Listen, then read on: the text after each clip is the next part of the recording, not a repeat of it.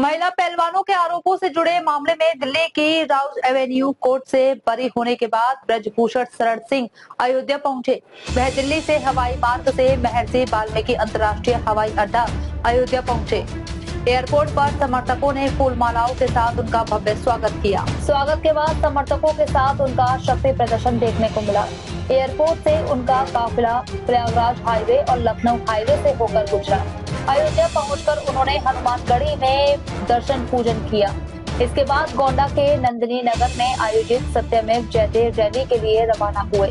विधायक प्रतीक भूषण शरण ने कहा कि उनके पिता अदालत से बरी होकर आए हैं और इसी अवसर पर स्वागत एवं विशाल रैली का आयोजन किया गया है।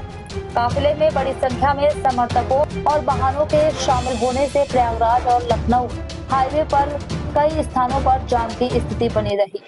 प्रत्यक्षदर्शियों के अनुसार सड़कों पर हजारों की संख्या में 4 पहिया वाहन नजर आए, जिससे यातायात प्रभावित हुआ। चार जज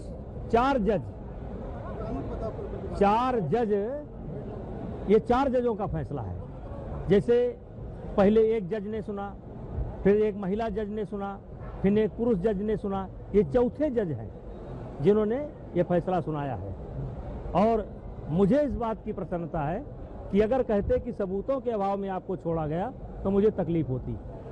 बाइज्जत शब्द का प्रयोग हुआ है और षड्यंत्र शब्द का भी प्रयोग हुआ है। जजमेंट में षड्यंत्र शब्द का भी प्रयोग हुआ है। देखिए, ये कोई बहुत प्रसन्न होने वाला विषय नहीं है कि बहुत प्रसन्न होने का विषय नहीं है कि मैं कोर्ट ने मुझको बाइज्जत बरी कर दिया। ये जो रैली आज हुई है, ये इस बात के लिए भी मानी जाएगी कि कहीं ना कहीं इस कानून का दुरुपयोग हो रहा है। तो हम लोग भी उठा लेंगे। इसको लेकर के भी समाज में आक्रोश है। कम से कम दुरुपयोग बंद होना चाहिए। ये संतों की मांग है, अयोध्या के संतों की मांग है कि इस कानून की समीक्षा करना चाहिए सरकार को, क्योंकि इसके कारण परिवार बर्बाद हो रहे हैं, बच्चे आत्महत्या कर रहे हैं। तो मामला 2230 दिन चला, 127 सुनवाई हुई। क्या उनके खिलाफ अब आप जाएंगे कोर्ट में? नहीं, देखिए, अभी आप ही लोगों के माध्यम से ये आया है कि वो हाई कोर्ट जाएंगे और मैंने कहा कि उनका राइट है, वो हर व्यक्ति का राइट है। जिसको नहीं न्याय मिलता है, अगर उनको नहीं न्याय मिला है तो हाई कोर्ट जा सकते हैं। अब हाई कोर्ट जाएंगे, सुप्रीम कोर्ट जाएंगे, उसके बाद मुझे जाना है कि नहीं जाना है विचार करेंगे। जिस तरीके से आप पर जब आरोप लगा, जंतर मंतर पर विपक्ष के कई बड़े नेता पहुंचे, जिस तरीके से कोर्ट ने आपको टोटल 42 लोग, पार्टियों सहित 42 बड़े लोग शामिल थे। मैंने अभी बताया कि विश्व में सेक्सुअल हरासमेंट को लेकर के इतना बड़ा आंदोलन दुनिया के किसी देश में नहीं हुआ, महीनों चला। और आरोप लगाने वाले वर्ल्ड चैंपियन, ओलंपिक चैंपियन, तो एक माहौल शुरुआती दौर में बना। जो पीड़ित हैं ये ओलंपिक पदक विजेता हैं, जो पीड़ित हैं ये वर्ल्ड चैंपियन विजेता है। इसलिए देश में सनसनी फैल गई। और ये आरोप मेरे ही ऊपर नहीं था, ये खेल की जो व्यवस्था है, जैसे ओलंपिक बॉडी जो है या रेसलिंग की वर्ल्ड बॉडी है, उसके ऊपर भी प्रश्न चिन्ह खड़ा हुआ था।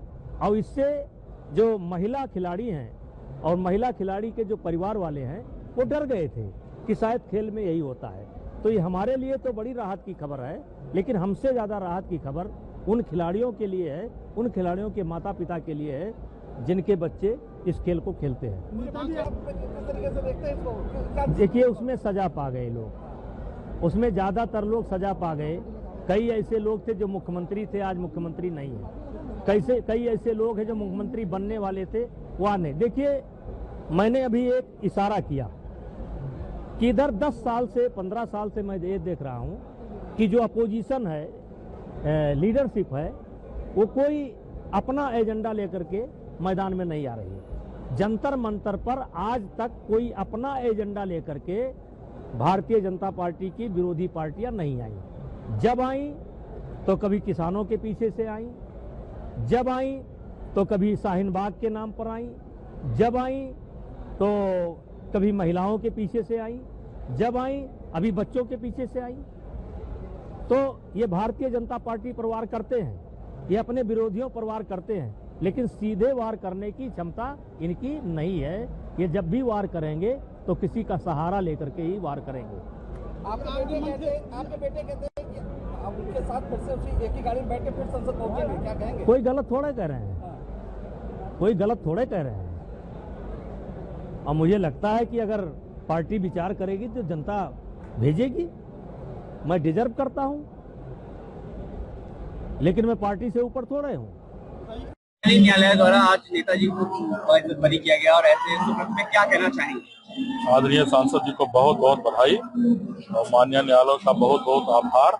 वास्तव में किसी के ऊपर इल्जाम लगाना बहुत आसान होता है, और जब किसी के ऊपर इल्जाम लगता है कोई, तो मीडिया अपने ढंग से ट्रायल करके तरह तरह के परिणाम पहले ही घोषित कर देती है।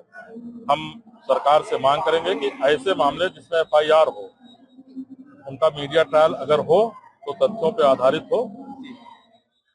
ऐसी कोई बात मीडिया के माध्यम से ना कही जाए कि उनका परिवार या समाज जो है पीड़ित हो।